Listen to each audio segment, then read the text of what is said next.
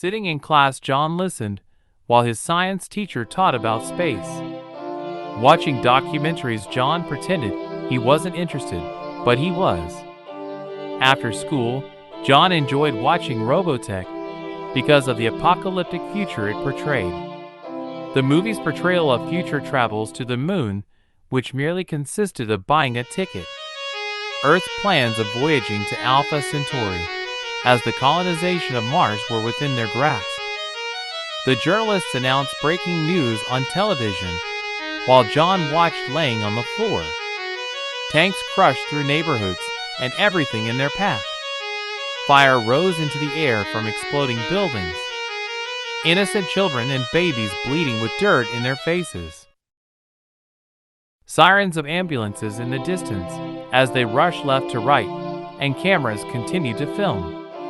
Turning to look at his father, John Casey asked, "Why are they bleeding and the building's on fire?" Jack's children knew way too much because of his forwardness. Jack answered, "Those children are injured because they were in those buildings as bombed." "Those children are being killed," John asked. "The parents sacrificed the children," Jack explained. "They use them as human shields." The innocence of youth never think about God. John and his siblings became annoyed just hearing the word. Stella's unruly children ignored the mention of God, which usually meant that she went into another depression. Christian evangelists brought tears to Stella's eyes as she listened to them. Frustration overwhelmed John as he remembered the past. Stella's dependence wasn't in the church, as she was dependent on God only when depressed. Jack and Stella stayed home, but felt it important to force their kids to church on Sunday. To John's parents, the church was nothing more than a way of teaching their children right from wrong. Uncomfortable church pews filled with people who despised bowing their head. Blessings and prayers for forgiveness to sinners who walked to the altar for repentance. John's fierce resentment for God, though, he didn't believe that he existed.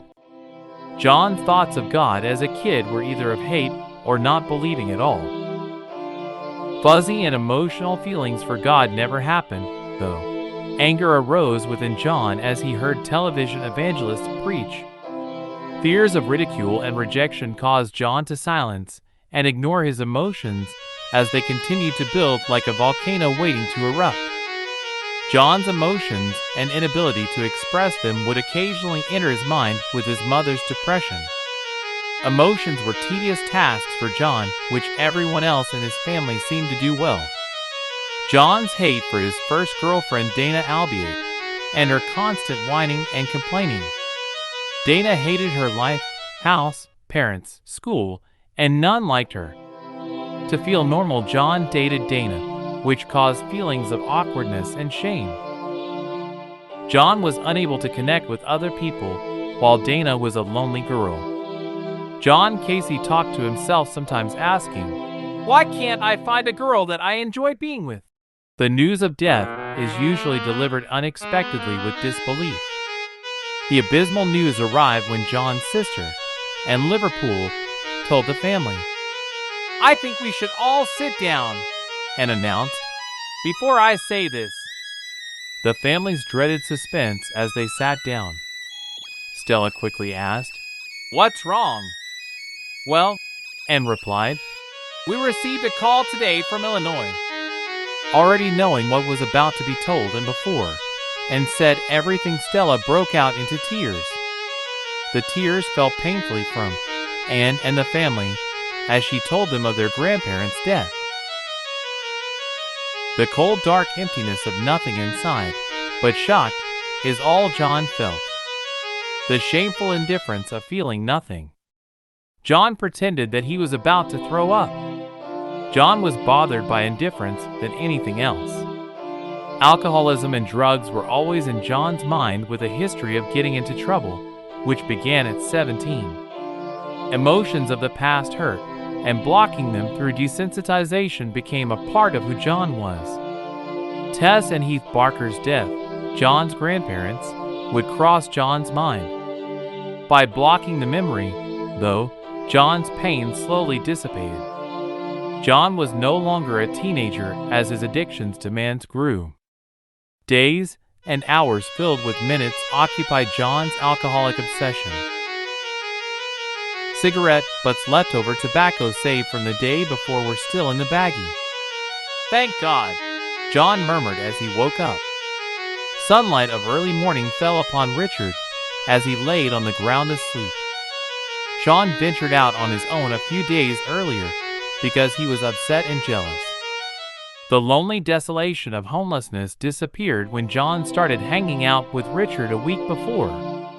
Meeting Sean and Richard during the first 2 weeks of time living in Los Angeles were life-changing. Richard was a lifesaver as he taught John how to survive on the streets. John ran out of money and was scared to death. Emotions of fear began to flow soon after getting off of the Greyhound. The need for money will compel people to panhandle. Searching dumpsters and ashtrays wonders to survive. Richard showed John the ropes of how to survive on the streets. John searched for blankets in dumpsters while panhandling to wash them. "A washed blanket's warmth comes first," Richard always said. "Then clothes if you find them." The blankets and clothes dirt was washed away as they now spend their money on alcohol, pot, and tobacco. John felt embarrassed as he panhandled while searching dumpsters and ashtrays stench. Fear of not having alcohol was greater than the embarrassment though. Tiny was the person who amazed John the most, a tall black guy who enjoyed cocaine. On the streets of Consequences, drugs effects, other than pot, made John nervous. John pictured in his head of doing meth or cocaine, then going into a blackout and ending up dead in an alleyway. Tiny asked if he could hang with Richard and John, and they agreed. The only condition, though, Tiny couldn't do any cocaine. Dope dealers in alleyways caused problems for Tiny as they patrolled and waited. $5 or $2 for a nickel or a hit, and the deal of the century. Tiny's lips were his enemy when they were chalky white because everyone knew when he was high. John remained silent though. It bothered him. "Please send money," John asked over the phone, "or a bus ticket to Kansas City. Know this might be good for you, John," Chris answered. "How is panhandling, garbage diving, being homeless, and without money good for you?" John asked in an irritated voice. "How much of this can you take?" Chris listened to John responding. "Let us see what you can do." "Can you help?" John asked and suggested. "You worried about the drinking. Find help with that when you get home," Chris adding. "Money isn't available to me right now either." "You are the boss, Chris. I love you," John answered, waiting for a response. Chris didn't answer the "I love you" part she just asked. "John, can you call back later?" Back in Kansas City, just off of the bus, John sat waiting for Chris Evans, his ex-girlfriend. Thoughts of rehab weren't a part of the many things on John's mind. Conversations endings ignored as night's darkness endured. John's past life was never forgotten or regained. A promise from an alcoholic is nothing more than water passing over a stone surface. "Chris is on the way," John told himself. The drinking was out of hand. John was in denial, while in need of help. The drunken rages were countless over time. Chris would sleep in her car some nights, then at home. The night John went into a rage as he choked Chris never crossed John's mind. The love in John's life amounted to none when Chris said she no longer loved him or wished to see him anymore. Amazing things happened to John at 29. Alcoholism doesn't discriminate according to age, race, or gender, though. Lessons and teachings of life never learned in church or school, but by hitting rock bottom. "Detox and rehab," John yelled. The schedule of a job corporation counselor not wanting to be late for work, Chris picked up John downtown on her way to Excelsior Springs. "You promised to get help," Christ replied. Talk at this point was endlessly pointless. "Chris, wait until you get off of work," John replied, adding, You can talk about it then. The agreement was that you get your bus ticket and you go to treatment, Chris insisted. There is no more discussion. Chris' work as counselor waited as she dropped John off at the nearby convenience store. Morning's delights were when John was dropped off at the convenience store. John walked into the store to buy a 40-ounce can of beer and never stopped. When Chris' work day was over, John was drunk. Chris dropped John off in Westport on her way home. While on the streets, John Casey met different people: alcoholics, drug addicts, and homeless veterans. People from detox centers, treatment centers, and homeless shelters, those which nobody gives a damn. Reprobates also desensitized and not caring for themselves or anyone else. John listened to stories from individuals which made sense to him. Charles Jones was in the Imani house at the same time that John Casey was. It was hard to determine if he was there for addiction or just for shelter. Charles showed signs of mental illness, but never of alcoholism or drug addiction. The people he ran with before were a bit shady, but other than that, John didn't see addiction. Do you know what the greater good means? Charles asked John. I would say that it's self-explanatory, Charles, John replied. Charles chuckled as he continued. The world is becoming overpopulated. For the greater good, people feel the need for sacrifice. John asked after hearing what Charles had to say. What is the greater good, and who should live, and who should die? Organizations determine that, John, Charles answered. The World Health Organization estimates who will live and die 50 years from now. Scientists use the environment and carbon levels as their tools in decreasing carbon levels below what is needed to keep the population alive. Ben Mathers frequently sat outside for most of the day.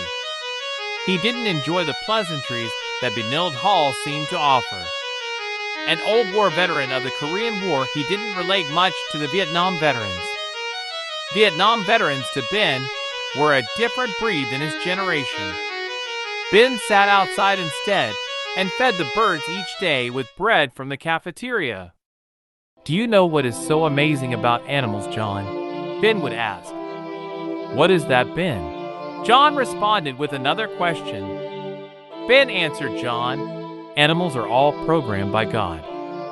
They know when to sleep, eat, and play, and when to do each. Humans are taught these things while animals know what to do naturally. To John, as he spoke, Ben's words sounded like a revolutionary way of thinking. That's a great outlook on things, John responded. Ben didn't take the compliment or leave it. They didn't mean much to him anymore. Those buildings were built with pride, weren't they? Ben asked. A battle of rage and chaos under those strong foundations. America has been in a bubble, isolated and away from troubles in the world. Two buildings fall to the ground and the earth rumbles and shakes. John usually listened to Ben without opinions or comments because he respected the man. It opened John's mind up to a new way of thinking. It was strange to John as he listened to a veteran speak of such things.